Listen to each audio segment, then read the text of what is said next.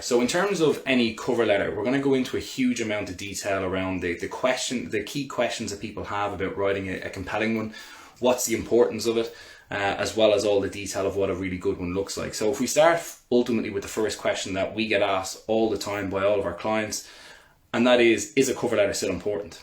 And the simple answer is yes. Probably about 18 to 24 months ago, we were at a stage in the market where we very much weren't actually needing a cover letter. In most cases, a lot of people weren't actually using CVs. They were simply downloading their LinkedIn profile and firing it across, because the market was booming in terms of the need for quality talent, and there was so much opportunity there. Obviously, we're not there at this moment in time, so the market has drastically changed. And as part of that change, we've also seen companies to be able to manage and navigate the level of inquiries and applications they're using, start implementing these automated tracking systems, or ATS systems, which basically help them manage the sheer size of applications they're getting on a daily basis and be able to understand who are the best candidates.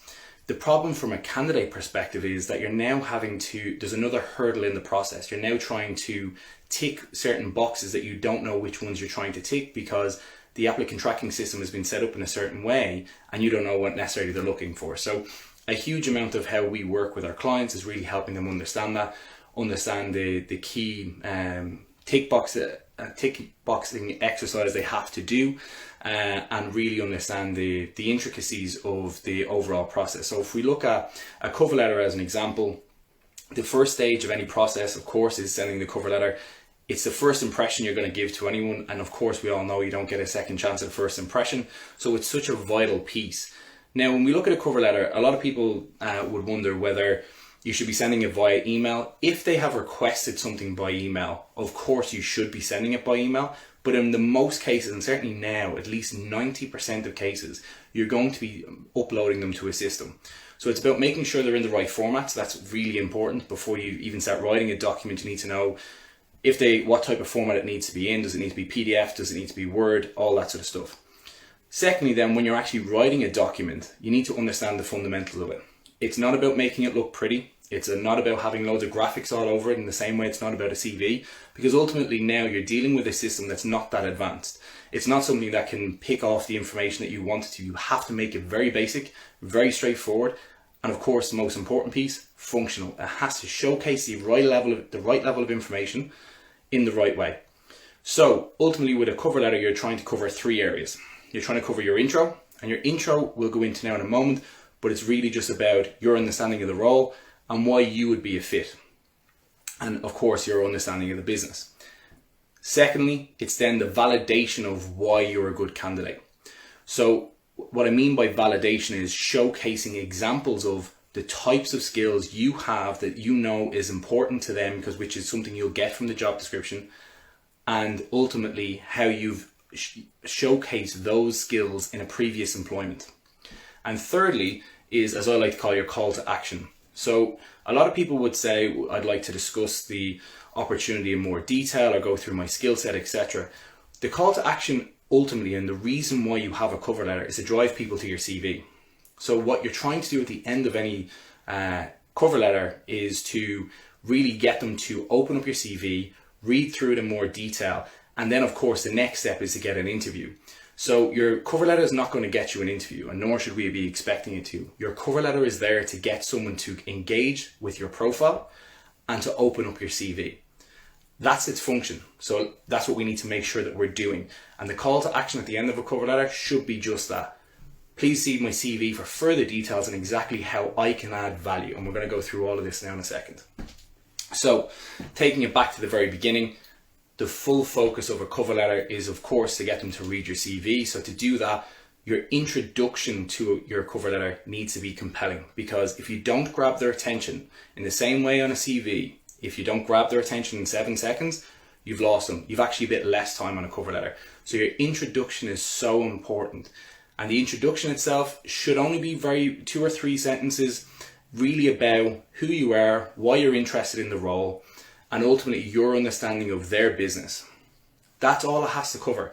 You of course can go on for 4 or 5 sentences, there's nothing wrong with that, but it's a short paragraph that's insightful about you, showcasing your understanding of the job, of the role itself, and also why you're interested in the company the company you're applying to. Before you even go to your introduction though, one of the biggest mistakes that people make is, who should you address the cover letter to? Most people would say to whom it may concern. Some people would say to team. Some people would say their hiring manager, etc. I would say 80 to 90% of the cases, people will put on the advertisement who is recruiting for the role. So if it's on LinkedIn, it's typically being showcased because the person that posted the actual job, it's linked back to their profile, so you'll be able to find out who it is. So address it to them. If you aren't aware, because it's on a job site or anything else, in most cases they will have provided the details for follow-up information, so you can of course call, find out who it is before you submit your application. The benefit of taking that approach is, one, you're of course going to be addressing your cover letter to the right person, but two, it gives you an opportunity to discuss the role, discuss your suitability with the interviewer or the recruiter, and then submit your profile thereafter, which the benefit behind that approach means that when they get your profile, you have a much stronger chance of them reviewing it and responding to it, and for it not to get lost in all the traffic that they are currently receiving. So that's if it's not through an applicant tracking system. If it is, you should be able to find out who the actual interviewer or recruiter is, because they will have put it on the actual job itself. So ensure you address the right person, and then ultimately follow that, move into the introductory piece.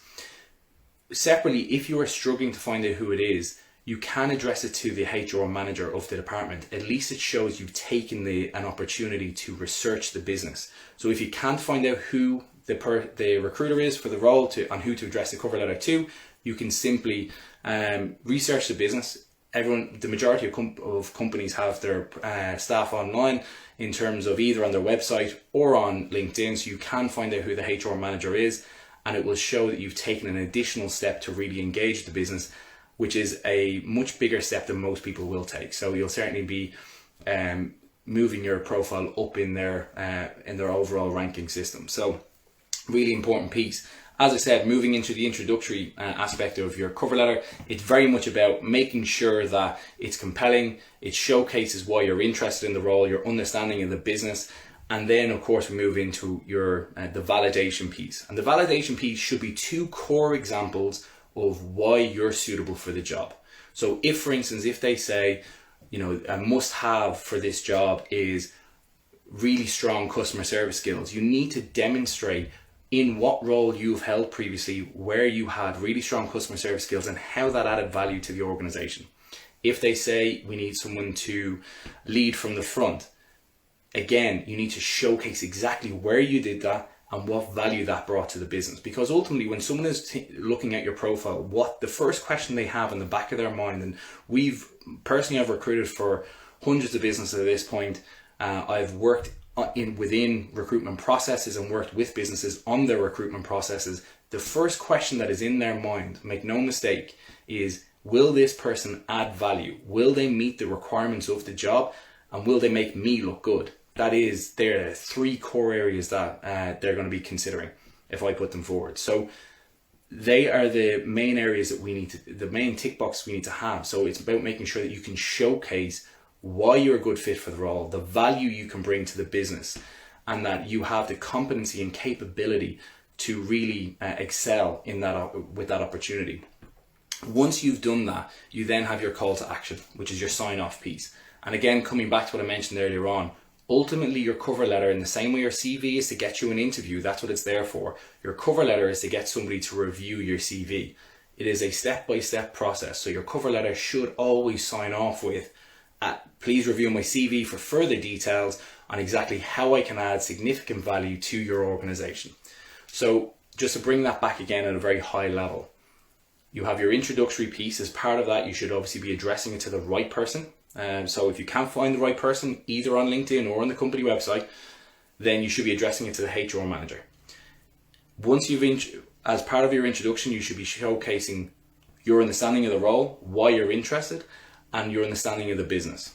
You should then be moving into the validation of why you're a great fit for the role, taking at least 2 core examples of the key competencies or skills that they are looking for in that job, and illustrating exactly where you showcase those skills in a previous employer and the value it added to the business. And lastly, as your sign-off piece or your ending to your cover letter, it should equally show off, or should equally call out that you want them to review your CV to understand the full value that you can bring to the organization.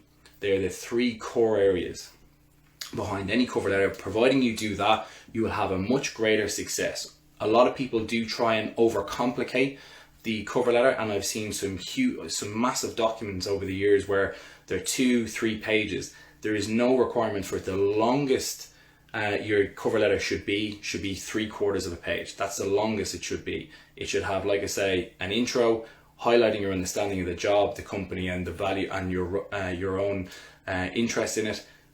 Your actual validation of the skills that you bring to the job itself, and then of course your call to action at the end. They're the core areas that have to be covered off. Once you've done that, you've done your job. Once you get them to view your CV, your cover letter has served its purpose. That is a full focus of it. So we can now take a number of questions. There's obviously a few that have come in already. There's a number that have been sent in ahead of time, and of course we're going to look at a lot of the questions that we would address with our clients on a day-to-day basis. So one of the big things that we're going to talk about, of course, again, is a cover letter important? Very simple answer, yes. It's still a fundamental piece. Unless they turn around and say you don't need to provide one, always provide one. Should a cover letter be an attachment in an email? Really, there's always an argument to and fro from this. Realistically, for me, having received thousands, if not tens of thousands of CVs at this point, I will never read a cover letter if it's attached. I will always go to the CV. Now, ultimately, you can argue that, well, equally, the cover letter did its job, it got me to the CV, but if you really want to use your cover letter to its fullest extent, copy and paste it into the body of the email, which will then drive me to read the email and then obviously open up your CV. And that's exactly what we're trying to do, is get them onto your CV to really grab their attention using the tips we talked about last week. Like I mentioned, if you didn't get a chance to see them, they are on our IGTV. They're also on our YouTube channel. Simply go onto YouTube and type in 5 most common CV sins and it'll pop up for you. So you can really get the information from there. But ultimately, your cover letter is there to get them to your CV. Once you've done that, your CV is then there to get you the interview. So another common question that we get is, should I tailor my cover letter for every role? Absolutely. It's physically impossible to send a cover letter, an effective cover letter, should I say, not it's physically impossible. It's physically impossible to send an effective cover letter if you don't tailor it. Because ultimately the cover letter is about showcasing, you know what the role is. It's not a standard template that you send to everyone. It is something that you've taken the time to write and align to the company that you're applying to. Is a cover letter optional? Is a good question. It can be. Most often not. Most often they will say if it is. In which case, I always tend to send the cover letter anyway, and would advise all of our clients to do the same. Got a good question in there now. What should I put in my cover letter that's not already in my CV? It's a great question. In terms of what you should put in, ultimately your CV is to document your experience and your achievements to date. Your cover letter is more to call out specifically in your understanding of the role that's on offer, and your reason why you're applying to that business and how you're a good fit for it. So it's an opportunity to talk a bit plainer in terms of the way you would write the document itself versus a CV, which is a bit more structured. It's a bit more about your general experience and of course trying to align that to the organization, whereas your cover letter can be very, very aligned.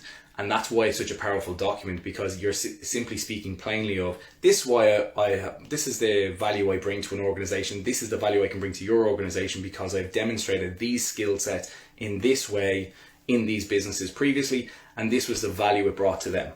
So it's a very good opportunity to really showcase your skill set in a very different way. Should we add phone number and contact details on the cover letter as it's already on CV? Yes, you absolutely should. It's always a good opportunity to do so, just in case for whatever reason something has happened with your CV, where especially in an applicant tracking system now, sometimes the formatting can get thrown off if maybe not done in the right way, etc., which can skew how the details are being presented. So it just means that you're covering your bases. So it's definitely a very are very good, are a very important piece to have. Does every CV need a cover letter? Yes, just to reconfirm, it absolutely does, unless they specify don't send one because they don't want one, but it's very rare that happens. So it's always good just to, with all of these things, there is no 100% answer to absolutely everything. You have to read the details and the instructions, and most companies are very, very good at giving the instructions as to what they want from you, how they want it from you, and what skill sets you need to show. Ultimately, you've got to look at a job description and take it from there to understand. If someone says we need X, Y, and Z from the individual, you need to demonstrate those skills. You need to demonstrate where you've had utilized those skills in a previous role and how it added value. But you do get that insight from reading a job description. So it does really come back to a point that we use all the time. It's not about sending out hundreds of applications and hoping for the best. It's about being specific about the jobs you're applying for, why you're applying for them, and being able to demonstrate your skill set and how you can add value to those organizations. Does it make much of a difference adding to your cover letter where you've seen the job advertised, or is it wasted words? Great question. You can if you want, because companies do like to understand where they're, if I'm recruiting for an organization, I'm paying for multiple sources to showcase that job ad. I want to know what's actually working. So if LinkedIn is better, if Irish Jobs is better, if you're in the UK, there's multiple other sources as well. In terms of Reed or whatever it may be. So I want to know where I'm spending my money as a company and what's working. So it's really important to call out, I came across your job advertisement on XYZ. So you can of course work that into the introduction. If it's posted across multiple sites, if you found it on one site and you're going through that process whereby it's directly linked to their applicant tracking system, most of the time they will ask, where did you hear about the job? And there is a drop down box. So you don't necessarily have to call out in your cover letter in that case. But if that isn't the process they're following, it is always important to do so. Some of the other questions that we have that we've had in the past, and probably aren't as common, but a really good one to understand is, should you address the lack of experience in your cover letter? And the answer is no. If you have gaps in your experience, if you have gaps in your skill sets that you're actually worried about, it's not the place to call it out in your cover letter. What you're trying to call out in your cover letter is you're trying to showcase your best side. So you're trying to call out the skills that you do have and how they add value. You're not trying to point out your flaws. A lot of people think they need to address certain gaps in their skills or address certain, maybe gaps in their experience or whatever it may be because they've taken time out of work, whatever it may be. The idea of a cover letter is to showcase your skill set and the value that brings to a business. Other than that, there's no reason, there's nothing else you need to include, apart from obviously, like we talked about earlier on, your introduction and of course your call to action at the end. Should I sell myself in the cover letter? Yes. As I call it with all of our clients, especially our Irish clients, it's our Irishism. We are we're probably embarrassed about calling out how good we are in an awful lot of ways. The UK is very similar.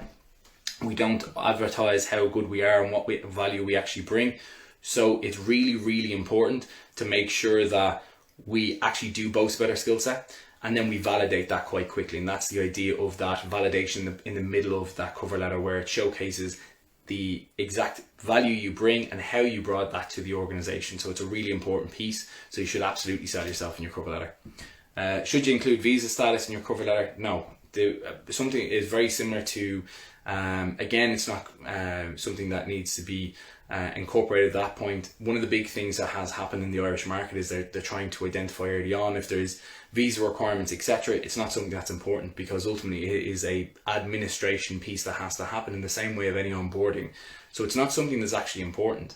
And when people do make it a central piece of the process, it's something that should be addressed quite quickly, that actually if you're the right candidate for the job, that's all that matters. The rest of it, then, you can be sponsored. There is of course a process to it, but if you're going to add value to the organization, which if you're the right person for the job, they should feel that you're going to add value to the organization, that should just be simply a ticking the box exercise thereafter, when you've actually got the job. So it's not something you need to incorporate on your CV or your cover letter. How to ensure my cover letter is successful?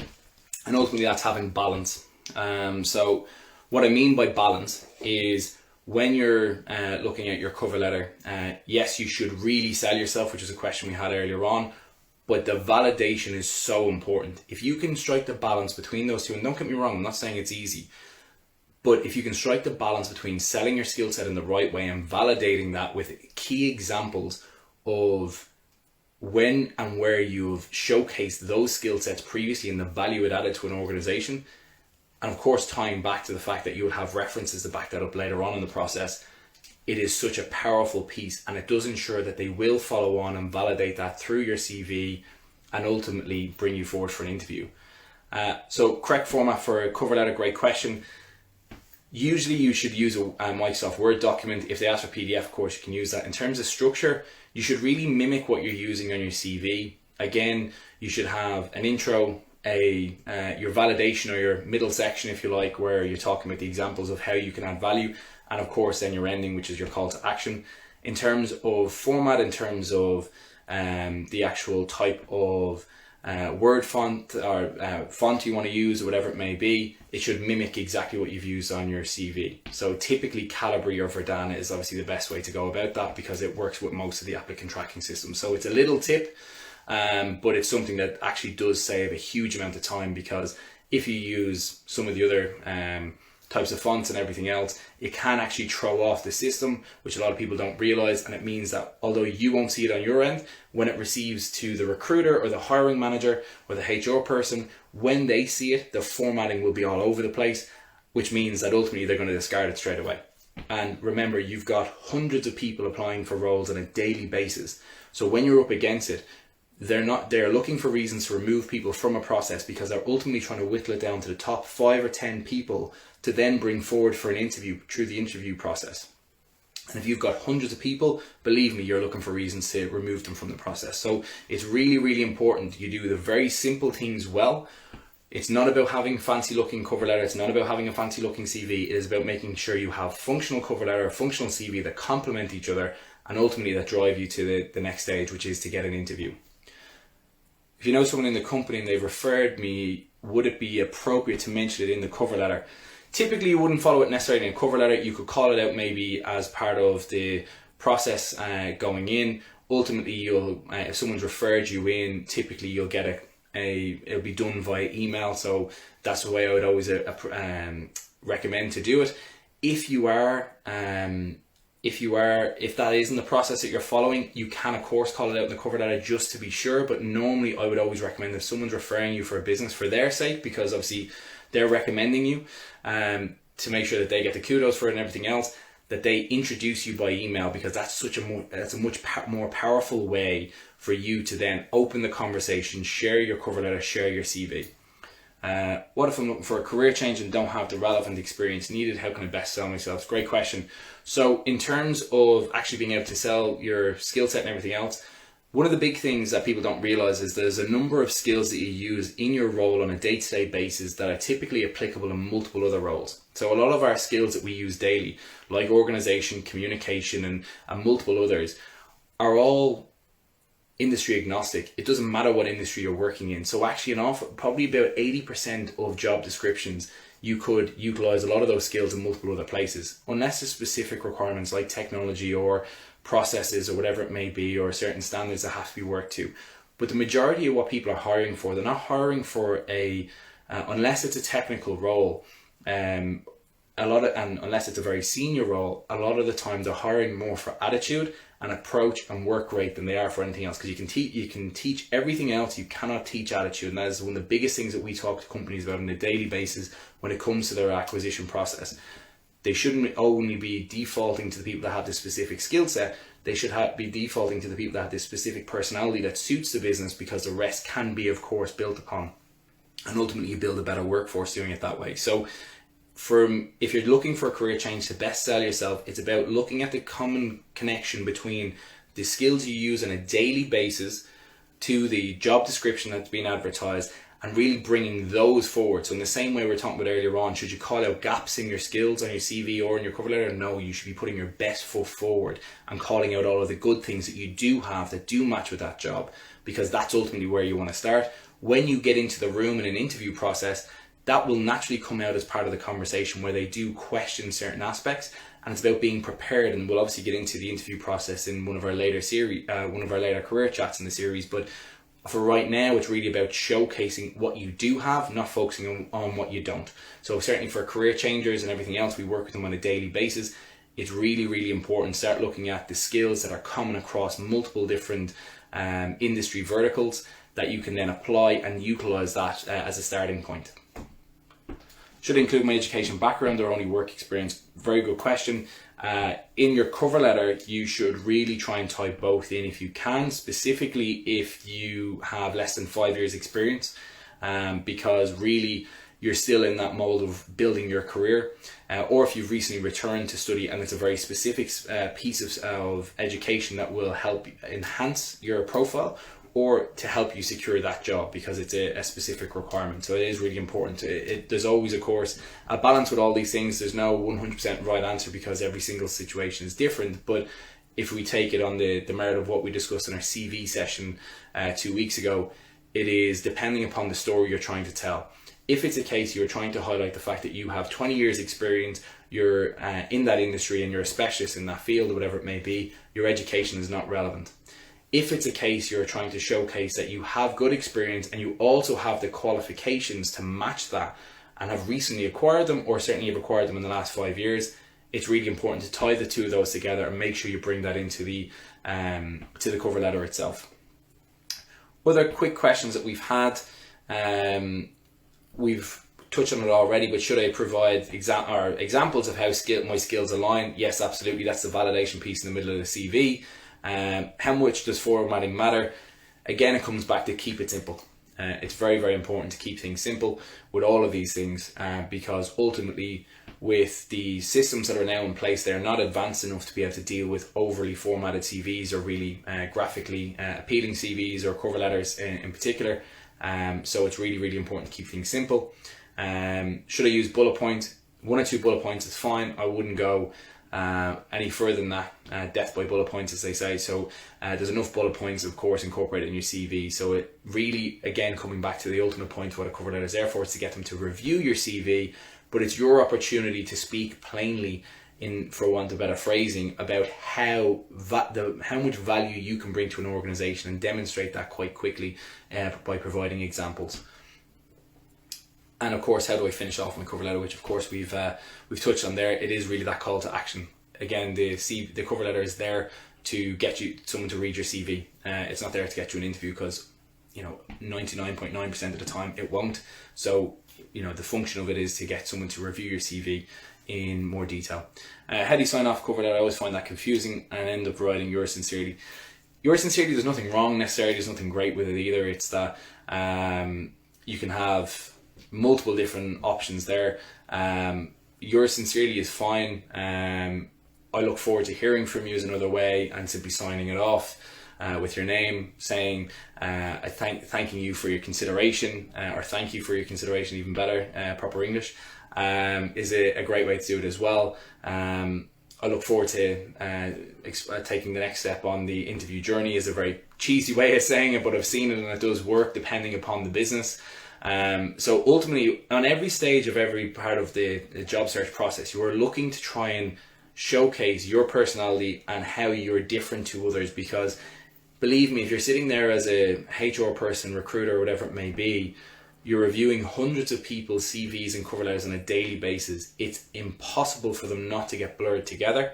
So the more you can showcase your personality in every which way, whether that's the opening, the ending, the middle part, whatever it may be, or our own approach is to throughout the whole process. How would you normally say sign off emails in your current job in a very polite way, or whatever it may be, or a very engaging way? I'm really looking for those differentiators. So yours sincerely, of course, is fine, but really you want to be, I would say, thank you for your consideration. I look forward to hearing from you on the best next steps. Would be a great way to do it too. We've pretty much covered all the questions. We're just going to give another minute or so just before we fully wrap up and go through it. In terms of it, hopefully you found that valuable. In 2 weeks' time, we're going back through the next stage. So we touched on in our first series really about the CV side of things, which is because it feeds into so many different areas and ultimately helps you set up your cover letter and also your LinkedIn in the right way.